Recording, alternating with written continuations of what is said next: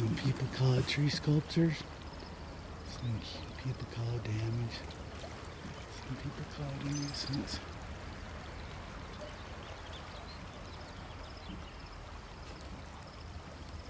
Ones are hatched yet. It's a good example of a goose nest.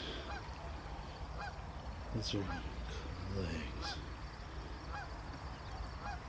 Okay, you can hear me, I'm mad. I'm not staying, I gotta go. This is Taysom Rotary Park. It's a cool little trail. It's well manicured, well kept. Nice little trees, nice little bench. Great trail. It's along the Portnuef River. And then on just the other side of the park,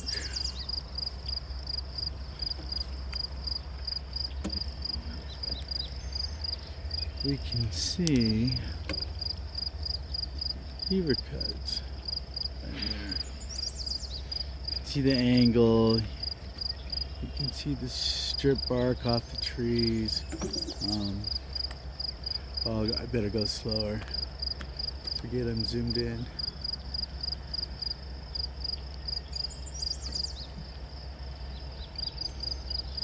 But there is apparently a lot of activity on this side of the river.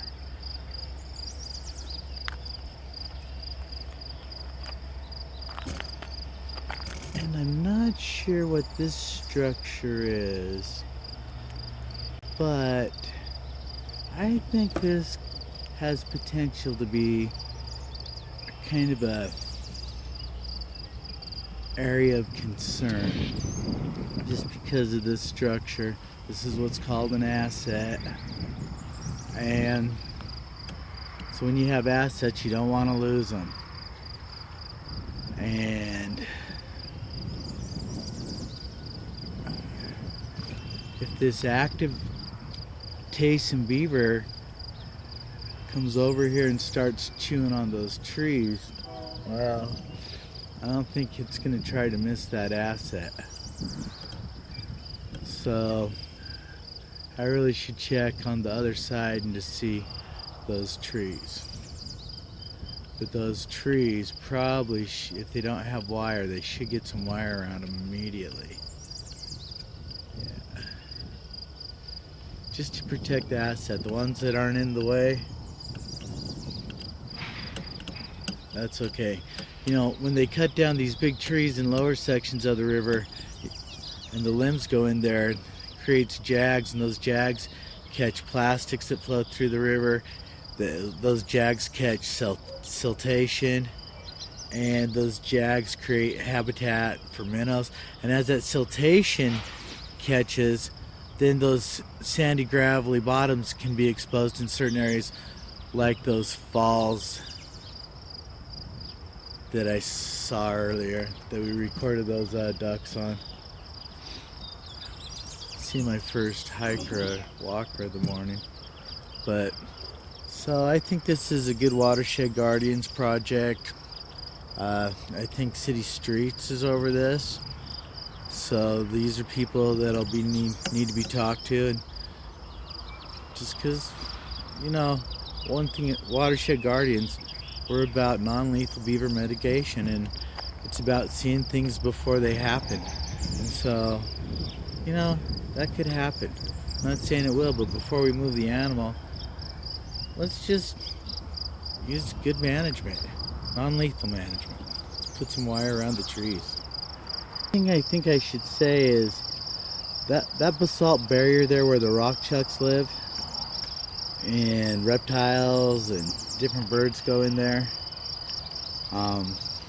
it acts like a barrier, so I don't think that there's really any need to do anything except put up some wire, because that basalt acts like a barrier, and I don't see them coming into this park and chewing those little trees. But if it happened, it's a pretty fixable thing. But the basalt acts kind of like a barrier for beaver. I mean, rock chucks, they can sure get in and out of those. that basalt easily. But beaver not so much, and so their habitats in the river and along the banks, in the dens, they're much safer in water, so they spend more time in water. But obviously you can see where they've spent some time out of the water chewing. I'm not sure where the lumber is. I heard that these beaver were taken out in the fall, but I've just heard that from the users here, so I don't know. This is a real good example of what downed trees can do, and how beaver along the banks of the Portnuef River are creating habitat for fisheries and for waterfowl. You can see a couple mallards coming into those trees where the beaver